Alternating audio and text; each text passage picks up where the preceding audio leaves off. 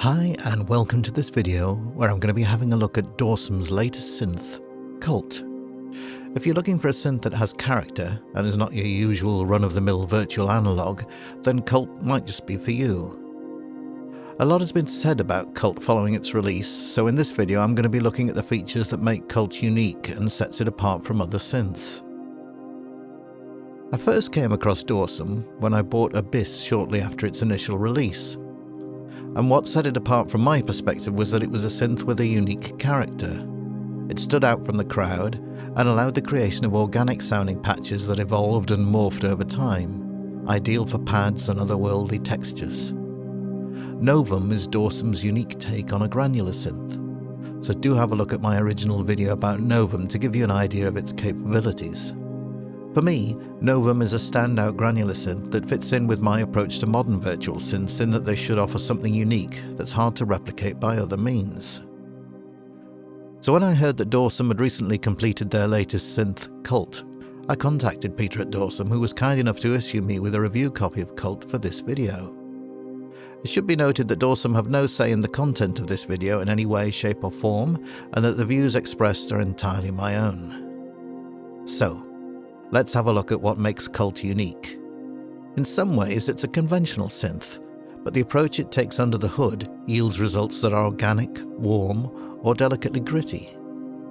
The oscillators are based on strange attractors, objects from the mathematical theory of chaos.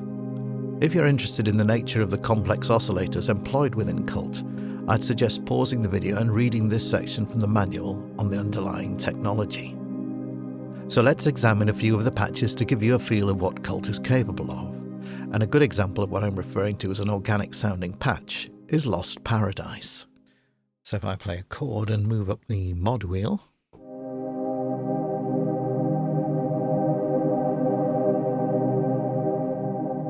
and we see what the mod wheel is assigned to. Here you can see it's set to the FX wet balance, shimmer cutoff, oscillator 2 LFO, LFO amounts, offset, oscillator 1 FM mount, etc. So there's a lot of control for each parameter that you can see listed on the left hand side here, each of the modulators. And so if we have a look at the LFO, let's see what it's doing. It's adjusting oscillator 1 and oscillator 2 fine, and we'll have a look at the last one there, and it's oscillator 1 pan. To add another modulator, simply click on the plus, select what it is you want. So let's select another, say a step modulator. We can set it to pitch, we can set it to whatever we want. In fact, to set it to something, let's set it to the fade. So I'll click on fade. That's now assigned to the fade. We dial in an amount. And now, as we play a chord again, you'll see that we need to slow that down drastically. But we're adjusting the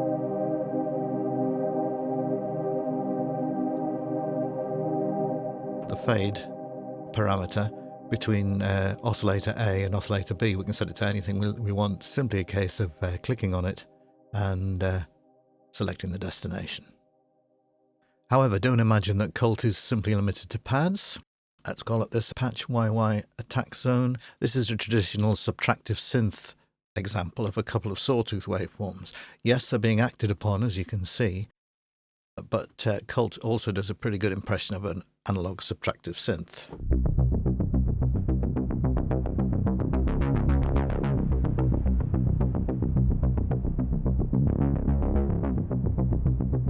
And if we look at what's giving us that higher pitch, if we step across to the mod section, you'll see that as it steps through,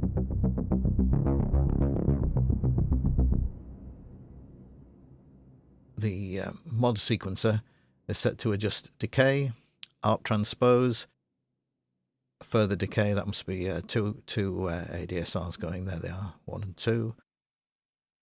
Fine pitch of oscillator 2, sustain, oscillator 1 fine, etc. So you can route anything to anywhere in Dawesome, and it's a very flexible routing system. So if I call it this sound, LD direct, lead direct, you'll see that again it's using sort of conventional waveforms. In fact, oscillator 1 is set to a triangle wave. Let's just solo that. You'll see you can impose the effects of one waveform on top of another waveform. So what we're not actually hearing as a triangle, but we're hearing the effects of a saw imposing itself on that triangle wave. So if I dial down the saw, we hear a more pure sort of triangle tone. If I bring up the saw, we're affecting the actual wave shape itself. Similarly, if I bring up a square, I can act a square upon that for a more hollow tone, or both. There's an F shift, which can add inharmonic frequencies, and an S shift, which seems to work in conjunction with a saw, so I imagine it's adjusting the saw in some way. And then there's a phase. You can sync one oscillator to another as well.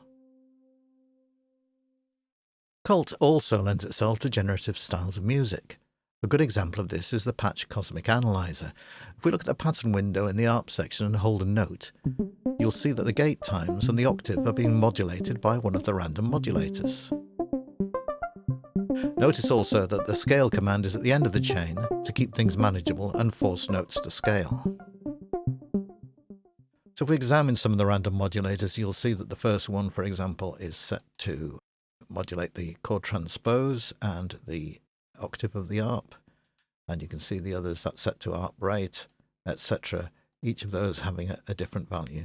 You can see here that the delay feedback, the oscillator 1 gain, and the FX wet. But you can also control whether or not it's the modulation is bipolar, whether it's per voice, and you can map it as well. So if we have a look at this here, you don't want the delay feedback being altered all the time, so it's just being altered here as it steps through the sequence. So let's have a look at the Arp section in a little more detail with the Patch One Finger Drama, which sounds like this. So I was just playing the note of C there. So if I switch off the scale and the chord mode and play the note of C, you'll hear, well, let's try and work out what's going on. So here we see the traditional sort of arpeggiator. We can adjust the gate time, the speed, and the octave. So if I set it to 2 octaves, you'll see that it's now giving us C and the C an octave higher. But if I now go to pattern, we can choose different patterns.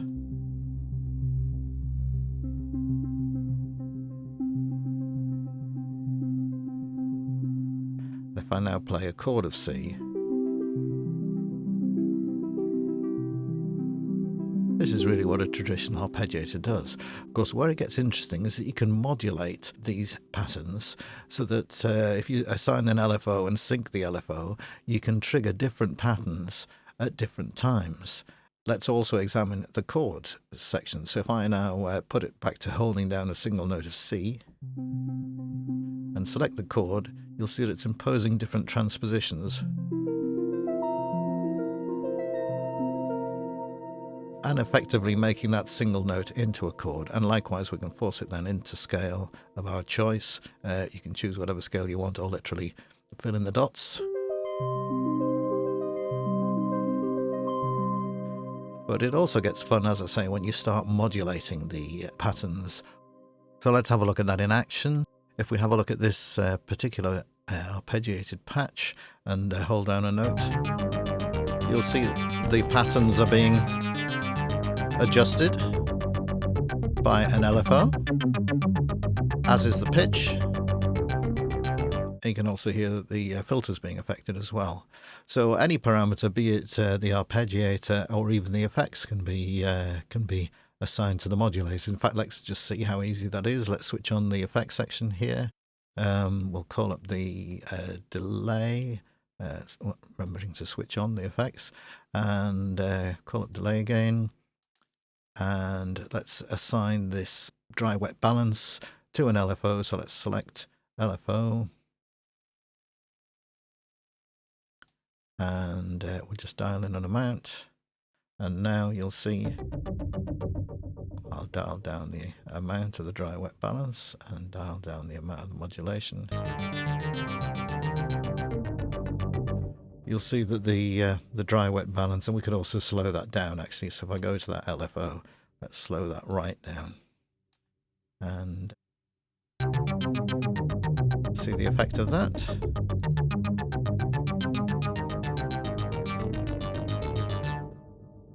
So really the modulator routing is very flexible within Kult. The filters in Kult are pretty comprehensive. 2 filters can be routed in either serial or parallel, and there are 12 and 24 dB variants of high pass, band pass and low pass filters.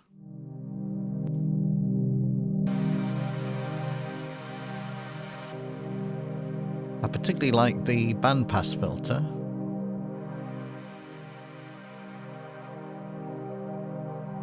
But also worth noting is the fact that there's a comb filter both before and after the main filter itself, and there's a pre and post distortion after the filter too. But the comb filter is one of the easiest and most straightforward comb filters to get musical results from. If I just dial up the amount here, you'll see you can adjust the pitch.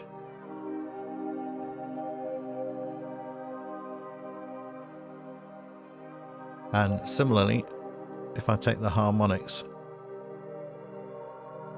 and boost or cut the harmonics very easily, and the feedback is also adjustable.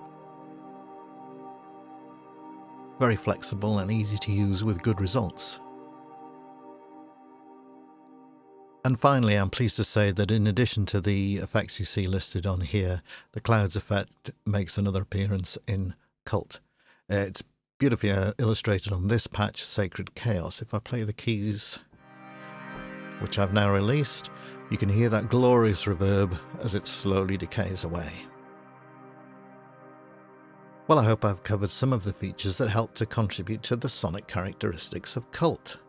I'd certainly describe it as a synth with character.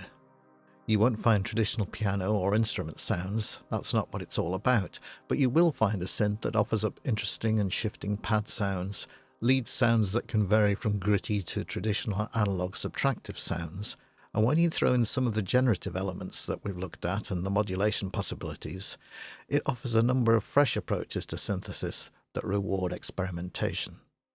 So that wraps things up for this video. Please like, share and subscribe if you found it helpful or interesting, and until the next video, thanks for watching.